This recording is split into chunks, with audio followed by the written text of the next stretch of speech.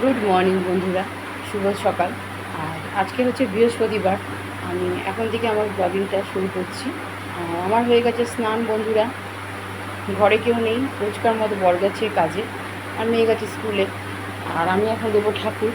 আর কদিন ব্লগ করা, daily blogging যেটা, সেটা করিনি, পারিনি। একে তো মনটাও ভীষণ খারাপ বন্ধুরা, আর 2 নম্বর তো কী বলবো, শরীরটাও ঠিক থাকে না এখন আগের মতো। তো যাই হোক বন্ধুরা, চলো আসছি একটু পরে। কী রান্না করছি তোমাদের সাথে একটু পরে শেয়ার করে নিচ্ছি। এই যে বন্ধুরা, এই যে দিয়ে নিয়েছি বৃহস্পতিবারের ঠাকুর।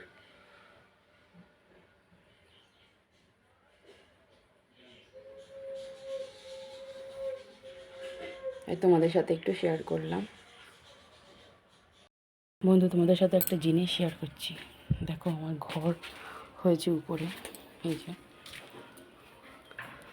এখনো খোলা হয়নি, 15 দিন হয়নি। উপরে ঘর, আর এটা হচ্ছে ছাদ।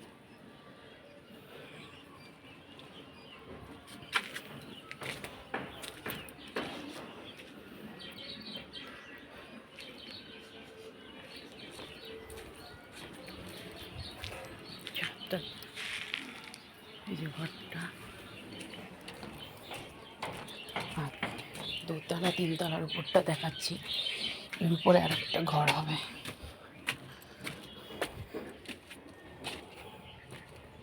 এই যে বন্ধুরা, অনেকটা উঁচু, আমি উঠি না, খুব ভয় লাগে।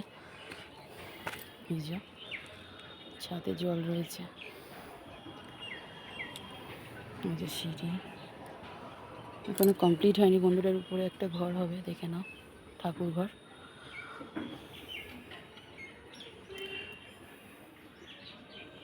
তো চলো বন্ধুরা, নিচে নামি, জামা কাপড় নিতে এসছি ছাদে।